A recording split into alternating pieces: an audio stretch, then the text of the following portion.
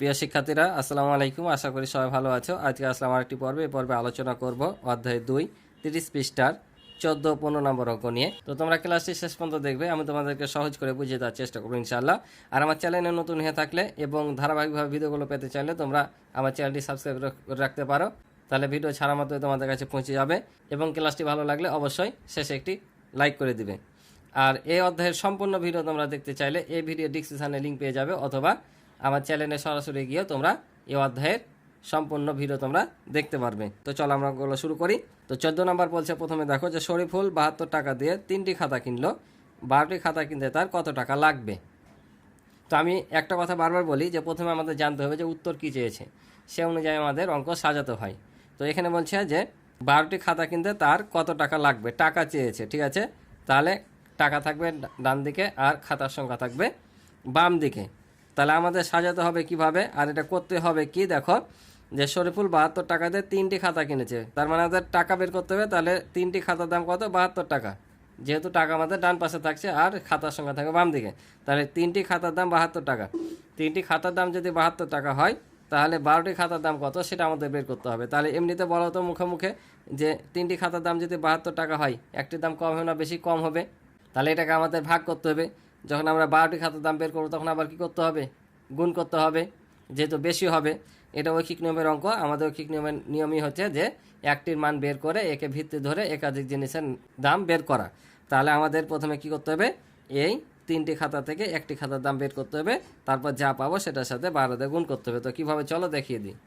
তাহলে আমরা লিখে নেব এখানে 3টি খাতার দাম 72 টাকা, অতএব একটি খাতার দাম, তাহলে কি হবে, কম হবে। কম হলে এটা দিয়ে কী করবো, ভাগ করব। তো আমি কাটাকাটি নিয়মে শিখাই, ভাগ করলে কত হবে, 72/3 এত টাকা। অতএব কয়টি খাতার দাম, 12টি খাতার দাম। তাহলে 12টি খাতার দাম কম হবে না বেশি, বেশি হবে। বেশি হলে কী করতে হয়, গুণ। তাহলে ভাগ করেছি তখন এই 3টা এসে নিচে, এবার 12 গুণ করব। তাহলে 12 যাবে উপরে আর 3 থাকবে নিচে। যখন আমরা এখানে ভাগ করব তখন এই সংখ্যাটা নিচে আসবে, ঠিক আছে, এ দাগের। আর যখন গুণ করব তখন উপরেটার সাথে গুণ হবে। তোমরা কাটাকাটি নিয়মে শিখবা, কারণ যত উপরে যাবা তোমাদের কাটাকাটি দিয়ে অঙ্ক করতে হবে। কিন্তু তোমরা যখন ভগ্নাংশের অধ্যায়ে যাবা তখন কিন্তু লঘিষ্ঠকরণে কাটাকাটি করতে হবে, তাই কাটাকাটি শিখাই ভালো। কাটাকাটিটা তেমন কঠিন না, একেবারে সহজ। ভাগ করলে যেমন মান পাও, এই কাটাকাটিটাও তাই। যেমন মনে করো এখন যদি তুমি এই 3 দিয়ে 12কে ভাগ করো, তো ভাগ করলে কত পাবা, 3 4 12, 4 পাবা। এটাই এখানে তোমাকে দেখাতে হবে, যেটাকে যদি 3 দিয়ে ভাগ করে 3 4 12, অর্থাৎ ভাগফলটা এখানে বসবে। এটাকেও 3 দিয়ে ভাগ করলে 1, অর্থাৎ সমজাতীয় সংখ্যা দিয়ে কাটাতে হবে। অর্থাৎ দুইটি সংখ্যার মধ্যে, ওপর নিচে সংখ্যার মধ্যে যেটা সাধারণ গুণনীয়ক থাকবে সেটাই কাটাকাটি যাবে। যেমন 12-র মধ্যে 4 হচ্ছে গুণনীয়ক, 3-এর মধ্যে 3 হচ্ছে গুণনীয়ক। তাহলে এটাকে 3 দেওয়া নিঃশেষে বিভাজ্য হয়, এটাকেও 3 দিয়ে নিঃশেষে বিভাজ্য হয়। তাই যেটা দেওয়া নিঃশেষে বিভাজ্য হবে সে সংখ্যা দিয়ে আমরা ভাগ করে ভাগফলটা বসিয়ে দেবো, বুঝছো। তাহলে এটাকে 3 দিয়ে ভাগ করলে 1 পাই, এটাকে 3 দিয়ে ভাগ করলে ভাগফল 4 পাই। এখন দেখো আমরা গুণ করে দেবো। তোমরা এটা চাইলে ভাগ করেও করতে পারতা। কীভাবে, যে প্রথমে এখানে লিখতে যে 72/3, যে ভাগ করে যেটা পাইতা, যে 3 2 6, 3 4 12, 24 পাইতা। অতএব 12টি খাতার দাম, এটাকে 12 দিয়ে গুণ করতা, যেটা পাইতা সেটা হতো, ঠিক আছে। এভাবে করলেও কিন্তু হতো। তাহলে কত হতো, 4 12 48, 12 2 24, 28, 288 টাকা আসতো। এটাও আমরা গুণ করব, দেখো এটাই আসবে, 4 2 8 আর 4 7 28। তোমাদের যেভাবে সুবিধা হয় করবা। তোমরা যদি এখানে ভাগ বসিয়ে আবার গুণ করে করতা তা হতো, এভাবে করলে হবে। আশা করি বুঝেছো। তো চলো পরের অঙ্কটা দেখি। এবার দেখো 16 নাম্বারটা বলছে 16 জন শ্রমিক 7 দিনে একটি দেওয়াল নির্মাণ করে। ক নাম্বার এখন বলছে 4 জন শ্রমিকের ওই দেওয়ালটি নির্মাণ করতে কতদিন লাগবে, দেওয়ালটি 2 দিনে নির্মাণ করতে অতিরিক্ত কতজন শ্রমিক লাগবে। এখানে দুইটা প্রশ্ন আছে, তো আমি পর্যায়ক্রমে করে দেবো। প্রথমে ক নাম্বারটা দেখি, বলছে 4 জন শ্রমিকের ওই দেওয়াল নির্মাণ করতে কতদিন লাগবে। তাহলে এখানে 16 জন শ্রমিক কাজ করছে কত দিনে, 7 দিনে। তাহলে 4 জন শ্রমিক দ্বারা দেওয়ালটি কতদিন নির্মাণ করা যাবে। তোমাদের একটা কথা এখানে বলি, যখন কোনো কাজ করতে যে শ্রমিকের সংখ্যা কমবে তখন কিন্তু ওই কাজটা করতে সময় বেশি লেগে যায়, অর্থাৎ সময়টা বেড়ে যাবে। আবার যদি কোনো কাজ করতে যে শ্রমিক সংখ্যা বেড়ে যায় তাহলে কিন্তু সময় কমে যাবে, বুঝতে পারছো। তাহলে যখন বাড়বে তখন কি হবে, গুণ হবে, আর যখন কমবে তখন ভাগ হবে। আবার কোনো সময় দেখবা যদি দিনের সংখ্যা কমে যায় তাহলে শ্রমিক সংখ্যা বাড়াতে হবে, আর দিনের সংখ্যা যদি বাড়াতে হয় বা মানে সময় বাড়ে তাহলে দেখবা যে লোক সংখ্যা কমে যাবে, অর্থাৎ বিপরীতটা, একটা কমে গেলে আর একটা বাড়বে। আর যখনই বাড়বে তখন গুণ, আর যখন কমবে তখন ভাগ। তাহলে দেখো এখানে 16 জন শ্রমিক কাজটি করছিল কয়দিনে, 7 দিনে। তাহলে 4 জন শ্রমিক যখন কাজটি করবে তখন কি আমাদের সময় বেশি লাগবে না, অবশ্য বেশি লাগবে। তাহলে আমরা যখন এখানে লিখবো উত্তর চেয়েছে কি যে কত দিন লাগবে, দিন চেয়েছে, তাহলে দিনটা থাকবে ডান পাশে। তাহলে লিখবো 16 জন শ্রমিক কাজটি করে কয় দিনে? 7 দিনে। অতএব একজন শ্রমিক যখন কাজটি করবে তখন সময় কম লাগবে না বেশি লাগবে? বলো তো, সময় বেশি লাগবে না? তাহলে কি করতে হবে? 16 সাথে 7 গুণ করতে হবে। আবার 4 জন যখন কাজটি করছে সময় কম লাগছে তাই ভাগ হবে। চলো খাতায় করে দিই, তাহলে আরও তোমরা ক্লিয়ার হবা। তাহলে আমাদের চেয়েছে কি দিন চেয়েছে, তাহলে দিনটা রাখবো আমরা ডান দিকে। তাহলে লিখবো 16 জন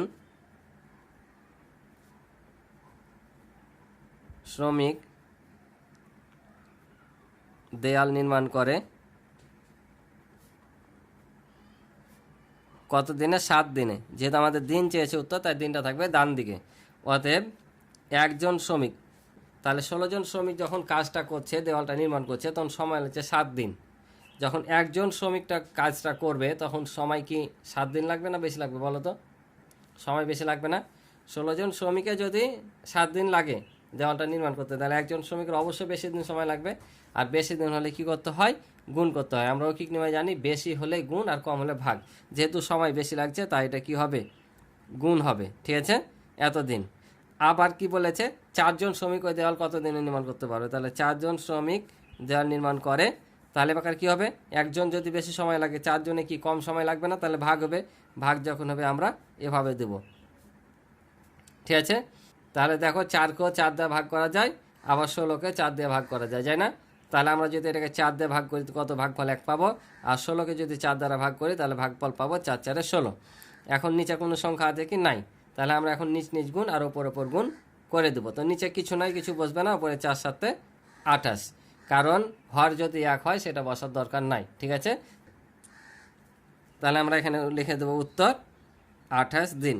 অর্থাৎ 4 জন শ্রমিকের ওই কাজটি দেওয়ালটি নির্মাণ করতে কয়দিন লাগবে? 28 দিন লাগবে। 16 জনের লাগতে হলো 7 দিন।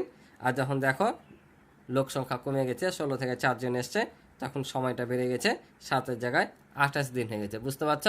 এটাই বলছে যে শ্রমিক কমে গেলে সময়টা বেড়ে যাবে, আর শ্রমিক যদি বেড়ে যায় সময়টা কমে যাবে। বুঝতে পারছ? তো চলো পরেরটা দেখি। এবার খ নাম্বার বলেছে, দেখো যে দেওয়ালটি 2 দিনে নির্মাণ করতে অতিরিক্ত কতজন শ্রমিক লাগবে? অতিরিক্ত অর্থাৎ 16 জন শ্রমিক 7 দিনে কাজটা করছিল, এখন 7 দিনের কাজটা 2 দিনে শেষ করবে। তো 2 দিনে যদি শেষ করে তাহলে লোক সংখ্যা বাড়াতে হবে না? তুমি যদি মনে করো যে একটা কুয়া খুঁড়বা, কুয়াটা মনে করো যে 2 জন লোক মিলে খুঁড়ছে, 6 দিন সময় লাগছে, তুমি এখন 6 দিন না, কাজটাকে আরও আগে নিতে চাচ্ছ, 6 দিনে শেষ না করে আরও তাড়াতাড়ি শেষ করবা। তাহলে 6 দিনের কাজ যদি আরও তাড়াতাড়ি শেষ করতে চাও তাহলে তোমাকে 2 জন শ্রমিকের জায়গায় কি বেশি লোক লাগাতে হবে না? তুমি যদি বেশি লোক লাগাও তাহলে তুমি 6 দিনের কাজটা তাড়াতাড়ি করতে পারবা। তাহলে ঠিক তেমনই এখানে বলছে যে 16 জন শ্রমিকের কাজটি কয় দিনে? 7 দিনে শেষ করছিল। এখন 7 দিনে না করে 2 দিনে শেষ করবে কাজটা। তো 2 দিনে শেষ করতে চাইলে কি অতিরিক্ত শ্রমিক লাগবে না? কারণ 7 দিনে 16 জন লাগছিল, তাহলে আমি যে 2 দিনে কাজটা শেষ করতে যাই শ্রমিক সংখ্যা বেশি লাগবে। তাহলে এই বেশিটা কত লাগবে আমাদের সেটা বের করতে হবে। তাহলে সেই বেশি শ্রমিকটা বের করতে চাইলে আমাদের প্রথমে কি করতে হবে? আমাদের আগে 2 দিনে কাজ শেষ করতে কতজন শ্রমিক লাগছে সেটা বের করতে হবে। সেটা যদি আমরা বের করতে পারি তখন বর্তমান শ্রমিক থেকে এই আগের শ্রমিকটা বাদ দিলে আমরা অতিরিক্ত কতজন পাচ্ছি সেটা পেয়ে যাব। তাহলে আমাদের এখন প্রথমে তো কী বের করতে হবে? শ্রমিক সংখ্যা বের করতে হবে। তাহলে শ্রমিক সংখ্যা যদি বের করতে চাই এবার কীভাবে সাজাতে হবে? এই শ্রমিকটা থাকবে ডান দিকে আর দিনটা থাকবে বাম দিকে। তাহলে লিখব যে 7 দিনে দেওয়ালটি নির্মাণ করে কতজনে? 16 জনে। অতএব 1 দিনে, অতএব 2 দিনে। তো চলো করি, বুঝতে পারবা। তাহলে আমরা এখানে লিখব 7 দিনে দেয়াল নির্মাণ করতে পারে কতজনে? 16 জনে। 16 জন শ্রমিক লিখতে পারো অথবা 16 জনও লিখতে পারো। ঠিক আছে, অতএব 1 দিনে নির্মাণ করতে পারে। এই যে বললাম না যে যদি জন সংখ্যা কমে তাহলে দিন বেড়ে যায়, অথবা দিন কমলে জন বেড়ে যায়।